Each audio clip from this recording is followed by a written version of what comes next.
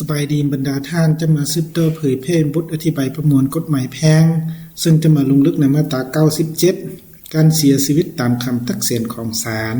การเสียชีวิตตามคำตักเตือนของศาลแม้นการที่บุคคลใดหนึ่งได้หายไปจากครอบครัวหรือบ่อนอยู่ของตน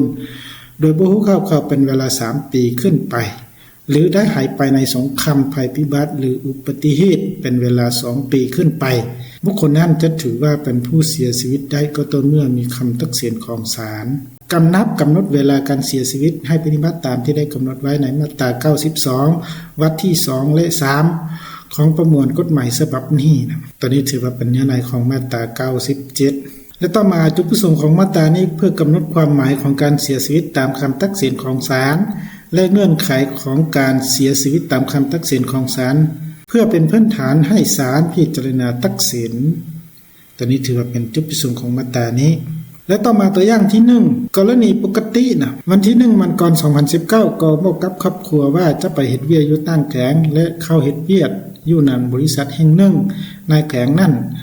นับแต่วันที่7มันก่อน2019เมียของก่อบ่ได้รับเข้าจากก่ออีกเลยขอเมียของก่อจึงได้ซ่องหาและถามญาติพี่น้องและให้บริษัทช่วยประกาศหาจนฮอดวันที่10มันก่อน2022เมียของก่อได้เสนอให้องค์การปกครองบ้านบ่อนที่ก่ออาศัยอยู่บ่อนสุดท้ายอ้อหนังสือยังยืนให้ว่าก็บ่ได้อยู่นับแต่วันที่7มันก่อน2019และบริษัทก็ได้ยังยืนให้เช่นเดียวกันขอจึงยื่นคำร้องขอต่อศาลให้พิจารณาให้ประกาศว่าก็เป็นผู้เสียชีวิตนะตัวนี้ถือว่าเป็นตัวอย่างที่1แล้วต่อมาตัวอย่างที่2กรณีภัยพิบัติก่อและขอเฮ็ดสัญญากู้ยืมเงินจำนวน200 ล้านกีบในวันที่1มันก่อน2020เพื่อดำเนินธุรกิจของก่อซึ่งได้ตกลงกันว่าก่อต้องส่งเงินคืนภายในวันที่5มันก่อน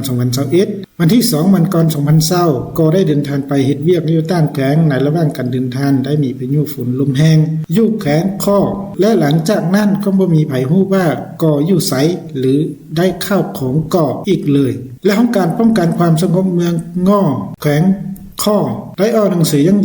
ยืนการผลของการติดตามทราบหาก่อให้ขอเป็นหลักฐานในวันที่2กุมภาพันธ์2022ขอจึงตักเตือนใจห้องขอต่อศาลให้ศาลพิจารณาตักเตือนประกาศว่าก่อเป็นผู้เสียชีวิตและเสนอให้ศาลพิจารณาแก้ไขหนี้สินของก่อตามกฎหมายนะตัวนี้ถือว่าเป็นตัวอย่างที่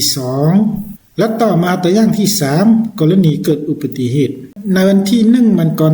2022ก็เดินทางไปต่างประเทศโดยสายการบิน1และเกิดอุบัติเหตุเรือนบินตกพาให้ผู้โดยสารจำนวน1เสียชีวิตแต่ยังซากศพของก่อบ่เห็นขอเมียของก่อได้สอบถามคณะกรรมการรับผิดชอบอุบัติเหตุที่อยู่ต่างประเทศและได้ลงหนังสือพิมพ์ประกาศหาก่อ